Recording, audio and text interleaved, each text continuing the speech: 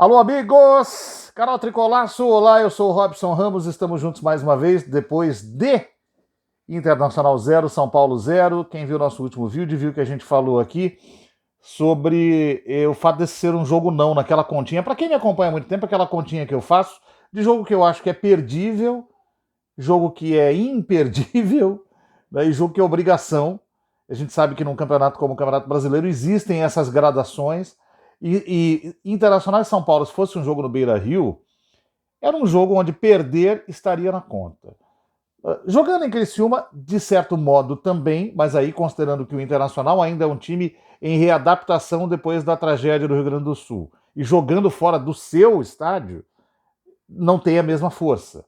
Mas ainda assim, é um jogo fora de casa, com as suas dificuldades naturais de jogos assim. Então, sair desse jogo com 0-0 como saiu hoje, não é exatamente a pior coisa do mundo. Mas há o que falar a respeito desse Inter 0, São Paulo 0 e por que chegamos até aqui. Primeiro, a gente tem que analisar em algumas frentes. O resultado ideal sempre seria a vitória. Sempre, sempre, sempre. Por quê? No jogo como hoje, eu quero dizer. E talvez no jogo como de domingo também. Porque o São Paulo perdeu 2 vezes no campeonato. Um jogo para o Flamengo no Maracanã e um jogo para o Fortaleza dentro de casa. E o São Paulo ainda não pagou esse jogo perdido dentro de casa. Como é que você paga uma derrota dessa? Ganhando jogos fora. O São Paulo já ganhou fora do Atlético Goianiense. O São Paulo teve esse jogo agora contra o time do Internacional. Ganhou do Vitória fora de casa também. Mas ainda não cercou aquela conta, apesar dele estar numa condição favorável, ou um pouco mais favorável do que em outros anos na tabela, mas não pagou completamente porque teve um empate contra o Palmeiras em casa. Né?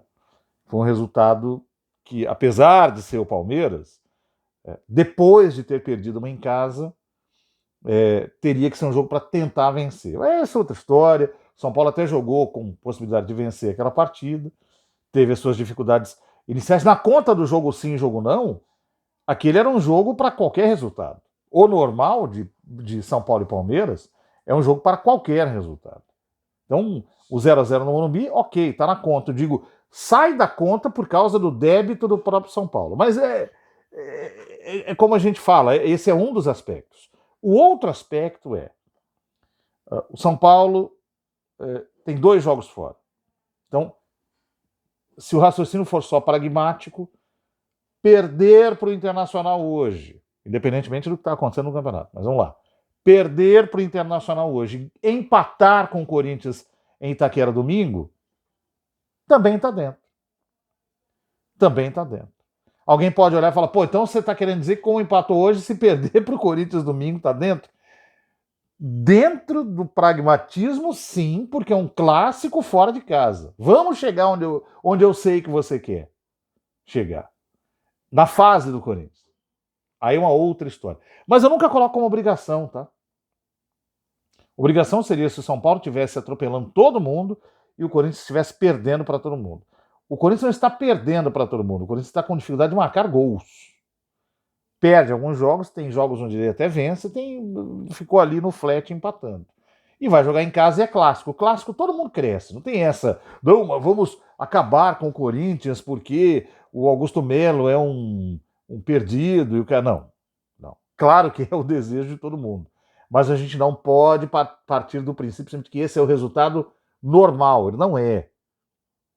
Ele não é. Num clássico fora de casa, esse sempre é um resultado além da nossa conta. Além da nossa conta.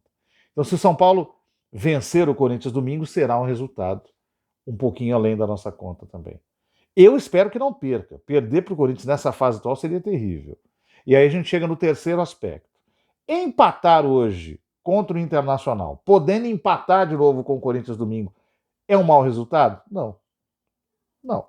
Você poderia ter perdido o jogo de hoje e em 2 jogos onde, em situação muito comum, fazer 0 ponto está na conta.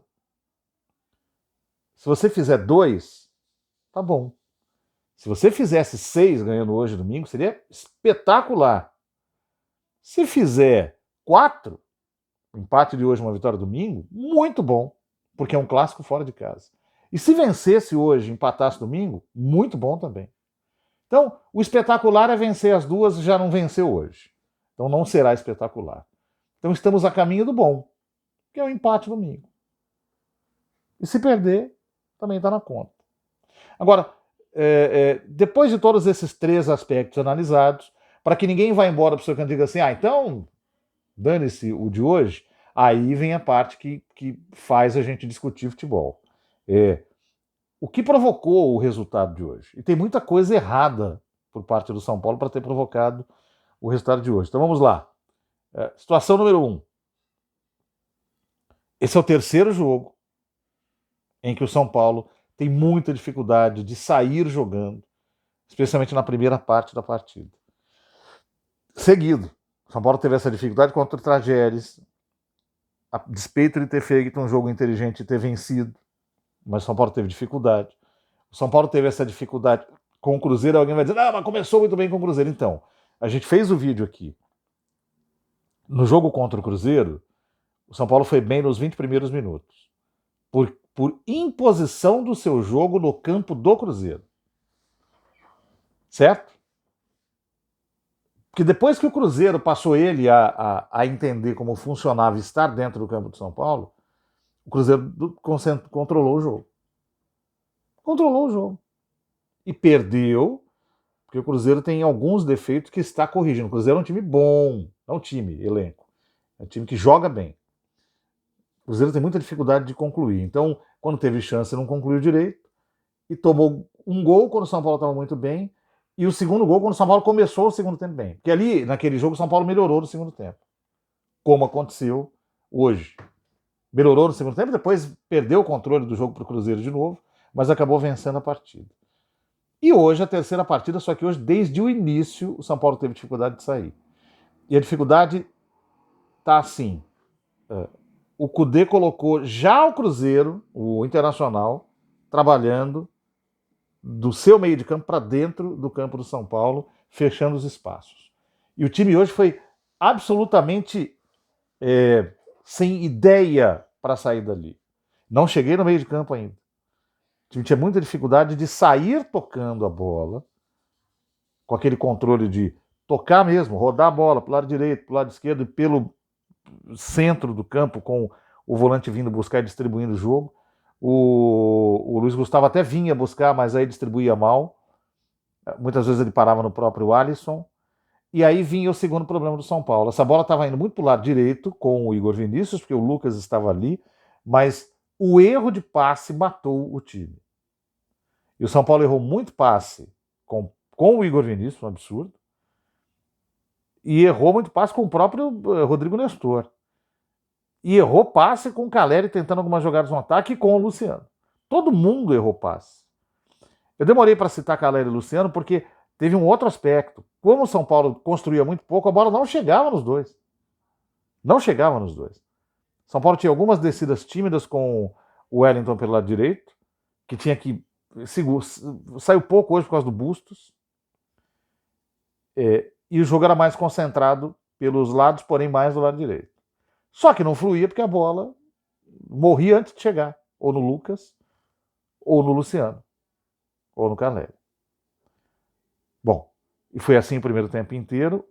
E o que salvou o São Paulo é que o Internacional também foi muito mal nessa sua intenção de chegar ao ataque. O Internacional estava desfalcado e também tinha muita dificuldade de terminar aquilo que começava, não só no seu campo de defesa, como na intermediária também, onde o Inter tinha o controle. A sorte do São Paulo foi essa. Segundo tempo começa, aí os dois times parecem... Porque o jogo acabou sendo horrível no primeiro tempo. Segundo tempo melhor, os dois times se lançam mais ao ataque. O Caleri se projetou um pouco mais do lado esquerdo para aproveitar um pouco as costas do Bustos e deu certo. E foi por ali que saiu a primeira coordenação ofensiva boa do São Paulo, com o próprio Caleri tentando, e depois o lance do gol anulado, vou falar dele já, do gol anulado do Caleri. Lance, para mim, ajustadíssimo, Os caras aqui no Brasil parece que eliminaram a história de mesma linha mesmo, né? Ou de. Mesma linha virou impedimento. E assim, os caras não observam mais nada. Tudo é milimétrico. Mas não é só aqui, não. O impedimento é uma coisa que precisa ser rediscutida. Mas a gente vai chegar aí. E o Internacional também tentou, mas São Paulo conseguiu chegar mais vezes com o próprio Caleri, aí já não acertando tanto, mas a bola passeando dentro da área do Inter, que é uma coisa que não acontecia no primeiro tempo. Aí o Zubeldia tenta um pouco mais de ousadia e alegria, coloca os dois jogadores na ponta, Eric e Ferreira, tira o Luciano, que naquele momento já não estava bem mesmo, não foi uma jornada boa do Luciano. Tira o Nestor também, e tira o Luiz Gustavo e bota o Galopo. Então ficou um 4-3-3 ali, 3 no ataque, Eric, Caleri e Ferreira, com o Lucas centralizado, tendo um pouco da companhia do Galopo, fazendo esse vai e vem, com o Alisson ficando um pouco mais, ou trocando com o Galopo às vezes. Aí o São Paulo cresceu demais, que passou a ter velocidade. Esses jogadores nas pontas obrigaram ao Internacional a ter que segurar um pouco as descidas de Bustos e René. E você tem o Lucas atuando no seu melhor setor, centralizado, aliás, no meio, pendendo para o lado esquerdo. E foi ali que ele fez, em 2 minutos e meio, 3 jogadas perigosíssimas de gol. E o São Paulo quase ganha o jogo ali. Aí começa o questionamento que eu acho que é central na análise do jogo de hoje. O Luiz Zubeldia errou. Para o nosso padrão habitual de torcedor de futebol e de analista, porque eu sou torcedor, mas continuo sendo comentarista, ele errou, cara. Eu sei que os treinadores hoje seguem receita, o Abel Ferreira, que é pouco criticado, hoje até um pouco mais, mas na média é pouco criticado pelo palmeirense. Uma das poucas críticas reiteradas que ele recebia de palmeirenses era por causa da história da minutagem, que ele é muito certinho com a história da minutagem. O jogador tal sai com 20 minutos. Né? E o Zubeldia segue receita semelhante. Então o Lucas, desde que voltou, tem uma minutagem. E dali perto dos 30, 32, hoje ele saiu com 34 minutos do segundo tempo. Ele já saiu com 25 em outras ocasiões. Só que isso coincidiu com o momento das 3 chances. Eu não tiraria um jogador que está absolutamente ligado no jogo, em condição favorável, e que é um talento nessa condição. Eu acho que ganhar o jogo de hoje muito difícil passava pela manutenção do Lucas em campo, pelo menos mais um pouco. E aí, depois disso, entra o André Silva e emula-se um 4-2-4. Diferentemente daquela onda que fala do 4-2-4, eu não sou contra. Eu já disse aqui no outro vídeo, tudo que é bem executado pode ser feito. Você não pode executar mal. E há receitas para executar bem. Jogo com 3 zagueiros, jogo com 4 atacantes, jogo com um zagueiro só e 2 alas e 2 volantes. Tem, tudo isso tem. Execução bem feita resolve o seu problema. Aí depois disso, ele tirou o Caleri para colocar o Juan. A gente sabe que o Zubeldia gosta do Juan, a questão não é essa. E eu acho que o Juan tem seu valor. Eu não sou do bonde que detona o Juan, não é essa a questão. Se tem 2 jogadores no São Paulo que podem resolver jogos, na verdade 3, Luciano, Caleri e Lucas, ninguém tem dúvida disso. O Luciano estava num jogo complicado para ele, não jogou bem, saiu. Eu sempre tenho dedos para falar do Luciano, porque eu acho que o Luciano resolve sempre. Mas hoje tá ok. É compreensível a saída. Aí fica Lucas, que quase resolve o jogo, e o Caleri, que também quase resolve o jogo, porque ele marcou um gol. Poderia ter marcado outro. E saiu o Caleri. Aí, isso foi com 42 minutos. Não, menos 38. Qual a leitura que eu faço?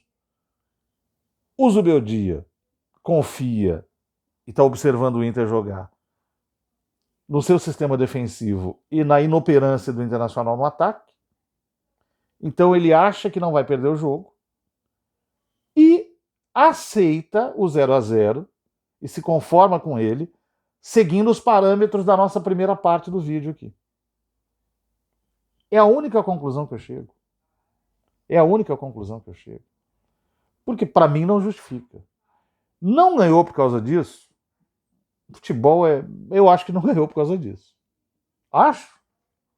É para crucificar? Não, aí não. Porque aí vai cair naquela história. É convicção do treinador, tem que ser respeitada. Não é um cara que erra reiteradamente. Ele tem um planejamento muito claro, dá pra gente perceber. O Alexandre Losetti falou isso na transmissão hoje, eu concordo muito. Ele certamente tem esse desenho. Ali, ó, com 30 eu vou tirar o Lucas e tal. Né? E ele já tem na cabeça também as soluções para essa condição. Só que eu acho que ele ignorou uma outra coisa, ele gosta tanto de futebol, que dentro do jogo do futebol também conta muito, que é a história do insight, da intuição. Cara, era muito provável que o Lucas decidisse o jogo. Ou fazendo gol, ou entregando um gol para o Caleri, e os dois saíram. Então, acho que fica para cada um o julgamento.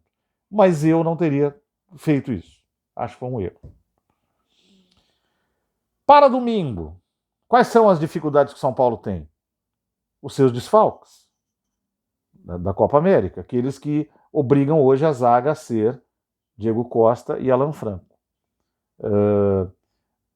Com detalhe, hein, o Alan Franco saiu, estava mancando no final do jogo. Espero que não seja nada grave. Senão tem que ter o Sabino por ali, ou até, enfim, alguém que vá compor essa zaga com o Diego. Porque quem sobrou? Diego, Ferrarese está na Copa América, o Arboleda tá aí, né? Esqueci do Arboleda. O Arboleda não foi para a Copa América, pô.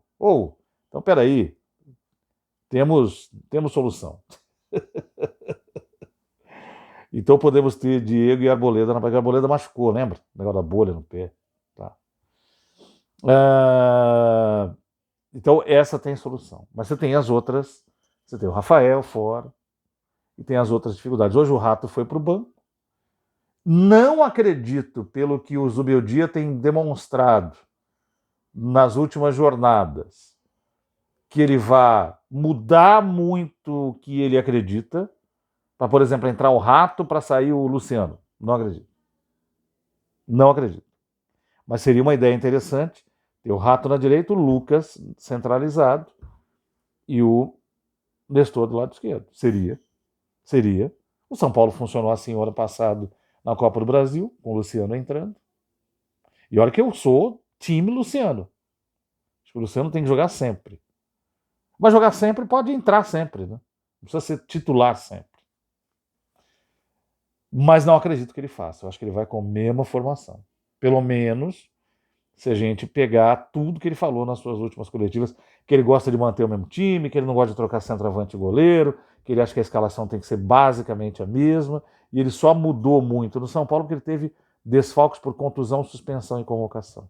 Que quando ele não tem, ele mantém o que ele considera o time principal. E o time na cabeça, pelo menos, ele gosta do Luciano, ele gosta demais do Lucas e ele está curtindo o Nestor. Ele poderia, por exemplo, bolar um negócio,